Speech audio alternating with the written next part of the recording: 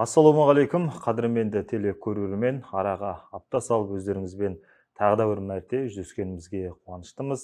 Біз жалпы бұл бағдарламамызда қоғамдағы өзекті діни сауалдарға және де басқа да қоғамда сауалдарға өңірдегі дін мамандары арқылы жауап беріп келе жатырмыз. Осы орайда тағы да айта кетейін, көкейде жүрген көп сұрақтарыңыз болса, біздің әлеуметтік желілерімізге хабарласып сауалдарыңызды жолдасаңыздар болады. Біз бағдарламамызда осы сіздердің сауалдарыңызды да қойып, мамандарға, арнайы өңірімізде дін қызметкерлеріне жауап беретін боламыз. Бүгінгі біздің хабарымызға арқау болып отқан негізгі тақырыбымыз дін мен дәстүр тақырыбында аталып отыр. Жалпы дәстүрдің діндегі орны, қоғамдағы маңыздылығы, әдет-ғұрыптарымыз, ұлттық құндылықтарымыздың да ерекшелігі туралы бүгін біз бағдарлама барысында айтып кететін боламыз. Бүгінгі студиямыздың қонақтарын таныстырып өтейін. Қаламыздағы Анашым мешітінің имамы Серікбаев Айдын ұстазымыз. Ассалаумағалейкум, қош келдіңіз. Және де Қазақстан мұсылмандар діни басқармасы жанындағы ақсақалдар кеңесінің, осы Атырау облыстық мешіттер жанындағы аталар кеңесінің мүшесі Теміржан Ұзақбайұлы ағамыз келіп отыр. Ассалаумағалейкум. Қош келдіңіздер. Рахмет. Көңіл күйлеріңіз қалай? Шүкір, жақсы. Уақыт бөліп келгендеріңізге рахмет айтамыз. Алдымен енді мына тақырыбымыздың өзі дін мен дәстүр деп алып отырмыз ғой. Мына енді қазіргі таңда көп талқыланып, көп айтылып, және көп насихатталып жүр. Осы тақырып дін мен дәстүр жалпы құстың қос қанатында екі ұғым деп айтып жатырмыз. Енді бір-бірінен бөліп қарайтын жоқ. Осы орайда енді Айдын ұстазымыз өзіңізге жалпы дін туралы айтылған кезде дәстүріміздің де дінмен біте қайнасқандығы, қазақтың ұлттық өзінің ғұрыптарының да осы дінімізде көрініс табатынын естіп жатамыз. Алдымен осы турасын айтып кетсеңіз, жалпы осы дәстүріміздің діндегі негізгі орны қандай, маңыздылығы қандай, соған тоқталып кетсеңіз. Бисмилля, алхамдулиллах, уассалату уассаламу аля расулилля мабад. Ассаламу алейкум, қадірменді жамағат, ағалар, бауырлар. Енді біздер Аллаға сәнс мақтаулар болсын. Осындай еркін, осындай форматта дінімізді жеткізуге, халыққа білмеген үйретуге Алла бізге нәсіп етіп қойып отыр екен. Және де Алла сондай бізді қазақ қылып жаратты. Онымен қоса осындай дінімізбен біте қайнасқан дәстүріміз бар. Сондай етіп бізді жаратқан Аллаға сансыз мақтаулар болсын дейміз, мадақтар болсын дейміз. Енді діндегі дәстүрдің орны, жалпы дініміз бір нәрсеге, бір мәселеге үкім шығару үшін жүгінетін біздің ережелеріміз бар. Яғни ең бірінші жүгінетініміз біздің Құранымыз. Яғни Алла бізге дінімізді, жолымызды үйрету үшін Құран түсірді. Яғни Алланың заңы.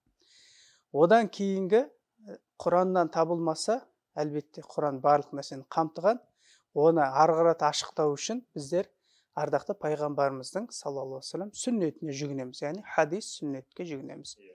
Ол болмаса, одан кейін мына ғалымдардың, мүжтәһид ғалымдардың, бүткіл ислам әлеміндегі мүжтәһид ғалымдардың бір топтасып шығарған үкімдері ол ижма деп айтылады. Сол ижмаға жүгінеміз. Одан қоса, одан да үкім шығара алмасақ, яғни жаңадан шыққан мәселе болса, ол кезде қияс деген амалға көшеміз. Яғни осы мәселемізді кезінде ғалымдар қалай етті, Құранда осыған сай мәселе бар ма деген сияқты. Сол сияқты мына әдет ғұрыпқа жүгіну осы сатыларға келеді. Осы сатылардан кейін истихсан дейді, тағы да бана усул фих дейді, фихтің негізгі ілімінде, сонда жүгінетін мәселеміздің тағы бір тармағы ол осы әдет ғұрып. Ол әдет ғұрыпқа біз дәлелді қайдан аламыз? Құранда Аллаху Тағала Араф сүресі 199 аятта, астағиду билла, худил афва ваъмур бил урфи ва арид анил жахилин. Аллаху Тағала пайғамбарымыз саллаллаху алейхи ва саллям айтып жатыр, кешірімді бол, кешірімділікті ұста, үрппен, яғни ғұрыфпен әмір ет, және де надандардан теріс айнал деп Аллаху Тағала айтып жатыр. Осы аятқа сай ғалымдарымыз не дейді? Ғұрыфтан да, яғни әдеттен де, әдет ғұрып салт дәстүрден де біздер шариғи, яғни біздің шариғатымызға қарсы келмесе, шариғатымызға сәйкес болса, ол кезде біз үкім ала аламыз деген орны бар. Дінімізде яғни ғұрыптан үкім алу орны бар. Бұл жерде ғұрып дегеніміз жаңағы әрбір елдің өзіндік Әлбет, ғұрыптарына, дәстүрлеріне байланысты, беріледі. өздерінің жүріс тұрысына, амал іс-әрекеттеріне байланысты, өздерінің жергілікті мейрамдары болуы мүмкін, тағысын тағы. Әйтеуір, ғұрыптың өзінде қазір тағы да кірерміз, иншалла. Ғұрыптың өзін бөлінеді енді. Амали, қаули деген сияқты. Түсінікті. Теміржан аға, жалпы енді қазір енді қарап отырсақ, жалпы өзіміздің асыл дініміздің құндылықтарын насихаттап жүр ғой, біздің өзіміздің дін мамандары, имамдарымыз. Соның ішінде жалпы өзіміздің салт дәстүрімізді қарап отырсақ та, сонау жаңағы ертеден келе жатқан дініміздің өзіндік бір айшықтары көрініс тауып жатады. Соған орай енді естіп жатамыз, жалпы қазақ халқы жалпы ислам діні келген кезде жалпы өзіміздің жаңағы дәстүрімізге, танымымызға сай болғандықтан қабылдады деген сияқты пікірлерді айтып жатады. Осы жерде халқымыздың өзінің бір осы имани тәрбиемен берілген бір өзіндік әдет ғұрыптарына тоқталып кетсеңіз, оның маңыздылығына. Әлбетте, ол айтуыңыз жақсы. Аса қамқор ерекше мейірімді Алланың атымен бастайық. Дін мен дәстүрді айтып жатырмыз. Біздің халқымызға діннің өзі келуінде өте жеңіл қабылдады. Себебі мына қазақта сөз бар, таза қазақшылықты ұстаған адамға діннің де қажет жоқ деген дейді. Қажет жоқ дегенде ол дін керек емес деп жатқан жоқ. Оның барлық тәртібі, тәрбиесі, мағынасы, бағанағы айтқан әдет ғұрпының ішінде тұр екен. Мына үлкендерді сыйлауымыз, ата-ананың разы болуы, бала шағамызға беретін тәрбиеміз, тұрмыс тіршілігімізде кездесетін дүниелердің көпшілігі өзіміздің болмысымызда бар нәрсе екен. Сондықтан бізге келгенде мына Абу Ханифа мазхабындағы ұстанымымыздың ішіндегі көп жақтары соған сай келеді екен де. Сондықтан бізге бұл өте жеңіл болды. Бір ауыздан ата-бабаларымыз кезінде осы әдет ғұрпымыздан алшақтамай, осы дінімізге сай келетін болғандықтан қабылдап, өмірімізді келістіріп жатыр. Оның енді қазір мына мешіттерде айтып жатырмыз ғой, имамдарымыз тек қана араб тілінде айтылу емес, оны қазақ тілінде үлкен аудиторияны ұстайтын осы имамдарымыз. Себебі басқа жерде бұндай үлкен аудиторияда қазақ тілінде мәжіліс құрылысып, болмаса жиналыс жасалмайды. Соның ішінде әлбетте дінімізді оқып отырып, оның қазіргі заманымыздағы әдет ғұрып салт санасын теңестіріп бірлей айтып отырады. Бұл білімділіктер мен біліктілер осы арада көрінеді. Сондықтан бізге бұл әдет ғұрпымыздан алшақтау деген діннен алшақтаумен бірге пара-пар болып келеді деп ойлаймын. Өте жақсы. Айдын ұстаз, жалпы енді қазір кейде қоғамда естіп қалып жатамыз, қоғам болғасын әртүрлі пікірлер айтылып жатады. Мына дін мен дәстүрді бірге бөліп қарамай, жалпы бөліп қарап жататын кейбір пікірлерді естіп қалып жатамыз жалпы. Бұның негізгі себептеріне және де бұны бір насихаттайтын қандай да бір адамдар немесе топтар дейміз ба, бұның негізгі мақсат, көздеген мақсаттары қалай деп айтуға болады жалпы, қалай ойлайсыз? Жалпы жаңа айтып отырық қой, дін мен дәстүр, жаңа өзіңіз айтқандай, қос қанаттың құсындай дін мен дәстүр. Біреу болмаса біреуі ақсақ қалатындай сондай дәрежеде. Жалпы біздің қай дәстүрімізді алып қарасақ та, оның астарында я Құран аяты, я болмаса хадис жатыр, я болмай жатқанның күннің өзінде де әйтеуір бір ғұлама ғалымның сөзі бар. Бұлай етсек дұрыс болады деген сияқты құптауы, мақұлдауы бар болып есептелінеді. Енді қазіргі дін басқа, дәстүріміз басқа деп қазақ пен дінді айыратындар шығып жатыр өкінішке орай. Ол дегеніміз біріншіден дәстүр емес, ең бірінші осы ислам дінімізден алшақтау. Алшақтау, өздерін сол бана ислам дініне жолатқысы келмеу. Себебі неге? Ислам дінінде біздің яғни өзімізге керекті, нәпсімізге қарсы болған, нәпсі қалаулары жүрмейтін нәрселер бар ол жерде. Нәпсіміздің қалауы жүрмейтін, мәселен, ішімдік ішу, зина жасау, тағысын тағы мына қыз келіншектердің оранып, әуретін жауып жүруі, ол дініміздің бұйырған амалдарынан. Әлбетте оған нәпсі байғұс шырылдайды. Сол нәпсісіне семірген жандар сол нәрсені қаламайды. Яғни дінімен толық жүріп кетсе, ол жерде өзін қамалған адамдай сезінеді, еркін сезіне алмайтын жағдайда. Сол себепті біз қазақпыз, біздің өзіміздің дәстүріміз бар, әлем пәлен деген сияқты сол жолдарды ұстанып жүр. Дін бөлек деген сияқты. Алайда жаңағы айтқанымыздай дәстүрімізді алып қарағанның өзінде астында діннің, яғни шариғат үкімдерінің, Құран аяттарының, хадистердің бар екенін ұмытпайық. Яғни ажырата алмаймыз. Бұл жерде енді кейде қоғамда естіп қалып жатамыз ғой, жаңағы сендер араб қолсыңдар, арабтың дәстүрін, тілін насихаттайсыңдар деген сияқты бір жала жауып, бұл жерде жаңағы өзін ақтап алудың да бір мысалын көрсетіп. Лапылдап жанып атқан оттың төбесінде тұрып, астында шоқпен жанатынын білмейді. Қазақтың нағыз шоқтығы әріректе жатқанын білмейді. Бүгінгі көрген қарттарды, бүгінгі көрген ата-бабаларын ғана сол деп ойлайды. Соның кесірінен банаға араптану деген, дінге қарсы шығу деген мәселе шығады. Айдын имамымыз айтқандай, шоқтығы оның әріректе жатыр да қазақтың. Енді қазір Теміржан аға, жалпы жаңа өзіңіз әңгіме барысында айтып кеттіңіз ғой, осы дін қызметкерлерімен бірге осы ақсақалдар кеңесі құрылып, жалпы сол жерде өздеріңіз жас үлкен ағаларымыз бар, бірге қызмет жасап келе жатсыздар. Енді жаңа өзіңіз айтып қалдыңыз, осы қазақ аудиторияның көбісін жаңа насихаттап, дәстүріміз, дініміз насихаттап жүрген осы дін қызметкерлері деп. Жалпы солардың қасында да өздеріңіз жүрсіздер. Осы отбасындағы, қоғамдағы жалпы әкенің рөлі, атаның рөлі, енді ауылында қария болса ағып жатқан дариямен бірдей дейді. Осындай әке институты, жалпы атаның, жасы үлкеннің жаңағы өзіндік орнын насихаттау, жалпы дініміздегі, дәстүріміздегі олардың негізгі орнын насихаттау деген жалпы өзіңіз қалай түсінесіз және қалай насихаттап жастардың ортасында қандай тәлім тәрбие беріп өнеге айтып жүрсіздер? Ең бірінші айтылады ғой, балаңды үйретпе, өзің тәрбиелен деп. Баланы тәрбиелеме, өзің тәрбиеле деп. Егер отбасында отырып, әкенің отыратын орны, сөйлейтін сөзі, айтатын ақылы, жанұяға қамқорлығы, оның қай жері парыз екен, қай жері қалай жүретін, кіруімен шығуында, ішуімен жеуінде, сөйлеу мәртебесінде, қонақ қарсы алуымен жүрісінде болатын болса, бала соған қарап бой түзейді. Ол сөзсіз. Ол бірінші тәрбие солай басталады екен де, және де ол әке үйінде ата-анасы болса, қарты болса, оған қалай қарым-қатынас жасайтын, қонақтықта, жүріс-тұрысында, той-думандарда, болмаса мешіттерде отырыстарымызды қалай тәрбиелесек, сөзсіз бізге бойұсынады. Сыртымыздан өзіміз жасамаған нәрсені біреуге жаса десе, ол сөз біреудің жүрегіне жетпейтінін оны жақсы білесіздер.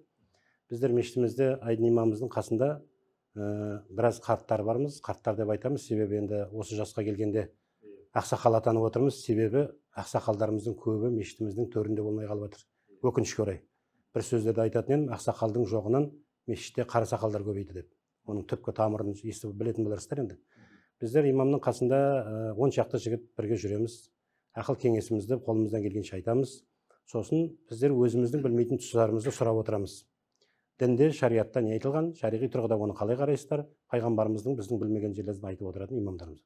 Бұл кісілер біліммен сөйлейді, біздер өмірде көргенімізбен сөйлейміз. Екі жақ бірде ұштасып отырып, мешітте тәрбиемізді көрсетеміз. Мешітке кірген шыққанымызда, тұрыс отырысымызда имамның алдына шықпаймыз. Сіз деп жасы баламыздай болса да, бірақ білімі әкеміздей. Алдында айтқан сөзіміз. Сол нәрсені біздер мұқият ұстаймыз. Сосын бізге қарап, ақсақалдар баласындай имамды сіз деп сөйлесе, мәртебе тұрып орын берсе, көтеріліп орын берсе, алдына қарай шығарып отыратын болса, сөзсіз осының бәрі тәрбие жүреді. Оны ауызбен айтып бере емес, амалмен жасап жүреміз. Ал енді сөз кезегі келген кезде, әлбетте оны мейлінше тұнығы болған тереңнен алып айтуға тырысамыз, білімі жеткенше. Бағана айтып отқандай, шоқтығы төменде жатқан қазақшылықты айтуды, және де соған сай өзіміз жүруге тырысамыз.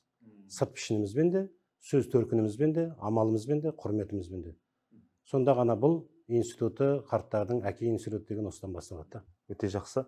Енді жалпы Айдын ұстаз, мына дәстүрдің жалпы озығы бар, тозығы бар деген сөз бар ғой қазақта. Енді дәстүрді де жалпы дінмен байланыстырған кезде өзіндік бір кейбір керағар келетін, дініміздің жаңа шариғаттың шеңберіне сыймай қалатын кейбір көріністерінде бір естіп көріп қалып жатамыз. Жалпы бұл турасында не айтасыз? Жалпы жаңа өзіңіз жоғарыда айтып кеткен ғұрыппен де жаңағы үкім беруге болады деген сияқты пікірлер, бұның байланысы қандай бір-біріне? Әлбетте. Жаңа айтқанымызда мына діннің фих усулі бар ғой, негізі, фих негізі. Сонда ғалымдарымыз айтады, мына ғұрыфты алу үшін де өзіндік шарттар бар. Ғұрыфымыз бірінші жаңағы Құран мен сүннетке қайшы келмеу керек. Екіншісі, сол банағы халықтың арасында кеңінен не істелген болу керек. Кеңінен қолданыстағы. Сол дәл осы уақытта мысалы бір әдет дәстүр бойынша үкім шығару керек болса, сол дәстүріміз сол жерде болу керек. Бірінші үкімі жаңа айттық, Құран мен хадиске қарсы келмеу керек. Екінші үкімі дәл сол уақытта болу керек. Үшінші үкімі де кей жерде қолданылып, кей жерде қолданылмайтындай сондай нәрсе болмау керек. Яғни бір дәстүрден не істеу үшін, мәселен, бір ауылда қолданылады, екінші ауылда қолданылмайды деген сияқты. Тұрақты бір сондай халық арасында қолданылған дәстүр. Сол кезде ол нәрседен үкім алынады, үкім қойылады. Ал енді жаңағы біздің шариғатымызға сәйкес келмейтін болса, дінімізге қарсылық төндіретін ар жағында бір не болса, немесе Аллаға серік қосу жағдайлар болып жатса, қазіргі ырым нанымдар бар ғой, соларды әлбетте ысырып тастаймыз. Жаңағыдай шариғатымызға сәйкес келмеген себепті, ар жағында күнә істер жатқан себепті ол нәрсені алмайды екенбіз. Түсінікті. Жалпы енді қазір Теміржан аға мынау дін мен дәстүрді жаңа айтып кеттік қой, егіз ұғым деп. Әсіресе мына қазір енді Қазақстан мұсылмандар діни басқармасы тарапынан осы дін қызметкерлеріміздің, имамдарымыздың осы өзіміздің салт дәстүрімізді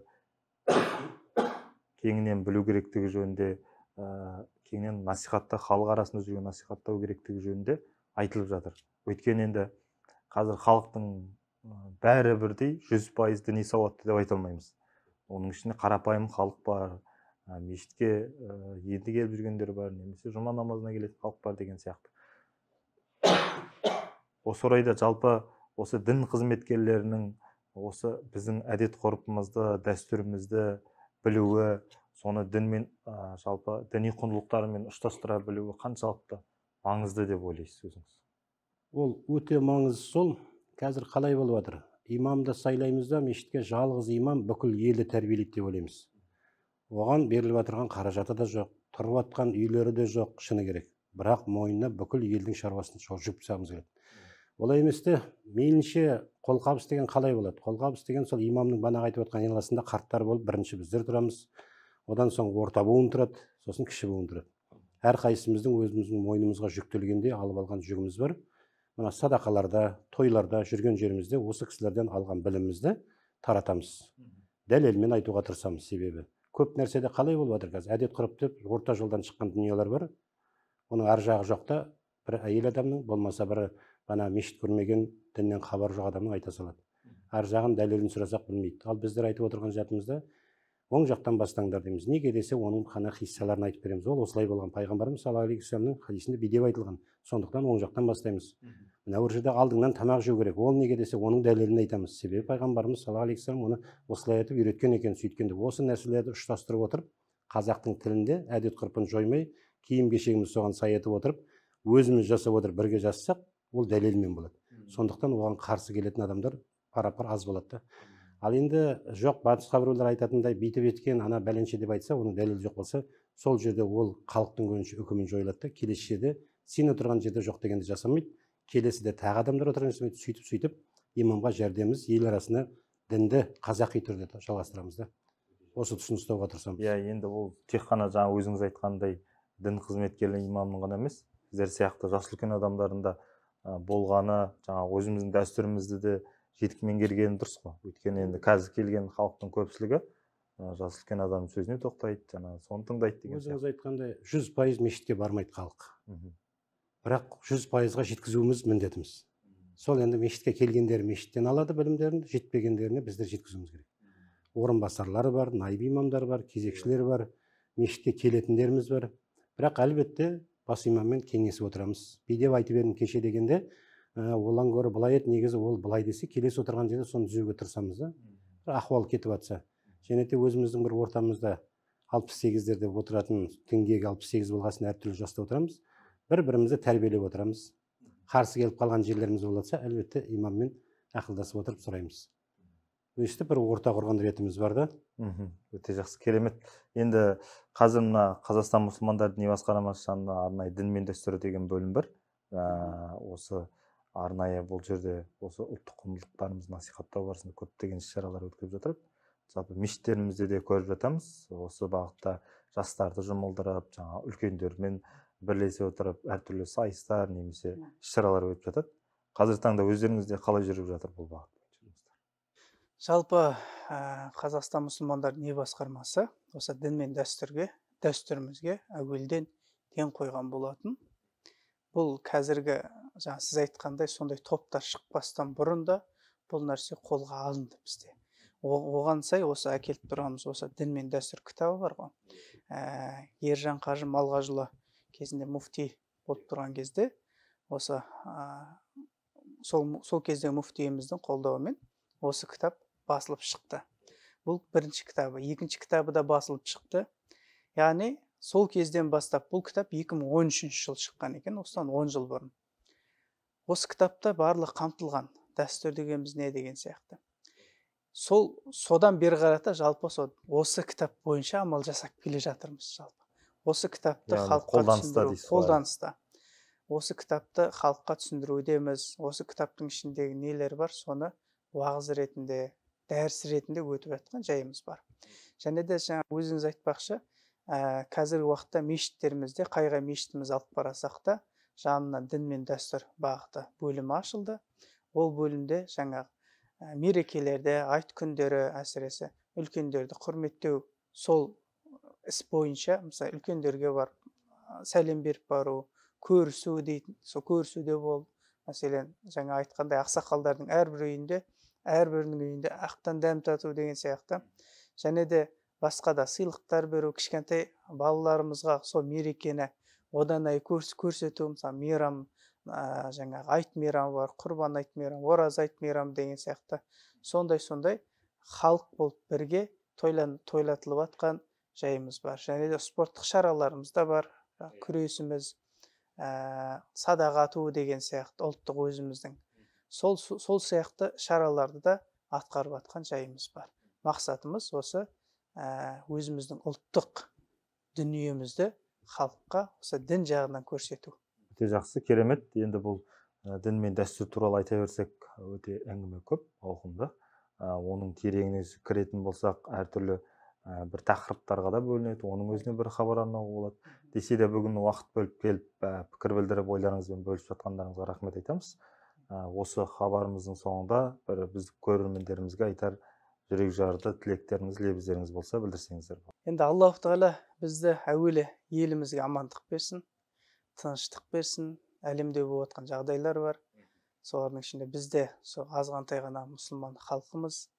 Алла сол елімізге жақсылық берсін, береке берсін, тыныштық берсін. Дініміз бен дәстүрімізді қос қанаттың құсындай алып жүруші шынайы қазақ болуымыз, шынайы мұсылман болуымызды Алла баршамызға нәсіп етсін дейміз. Әмин. Енді қазақ еліне айтатынымыз, әр қайсысы адамның өз орнын табу керек. Егер сен қарт болсаң, қартқа сай жүруің керек. Иегіңде сақалың бар, дуалы аузыңда сөзің бар, айтар батаң бар. Жас болсаң, қартты тыңдайтын, орныңды білген жас болатын, байлау отырған аттай болып шауып жүретіндей, әр ісіне жалғасатындай. Қыздарымыз өздерінің орнын біліп қыз болатын, келін болатын, әйел заты өзінің орнын білетін болса, бұл заңдылықты жоймайтын болсақ, сөзсіз алар белесіміз аз емес. Қазақ деген ұлы халықтың жететін жері әлі де біраз алыста болу керек. Алла разы болсын дегіміз келеді, еліміз тыныш болсын. Әмин, көп рахмет айтқандарыңызға, тілектеріңізге, пікірлеріңізге, уақыт бөліп келгендеріңізге алғыс білдіреміз. Алла тағала осы жасап жатқан қызметтеріңізді берекелі, сауаппен қылсын, отбасыларыңызға амандық, бақ береке тілейміз. Қымбатты көрермен, осымен бүгінгі біздің хабарымыз аяқталды. Бүгінгі біздің бағдарламамызды өздеріңіздің туысқандарыңызбен, жақындарыңызбен бөлісіңіздер, пікір қалдырыңыздар, ой бөлісіңіздер, сұрақ, сауалдарыңыз болса жолдаңыздар. Келесі бағдарламада жүздескенше аман сау болыңыздар.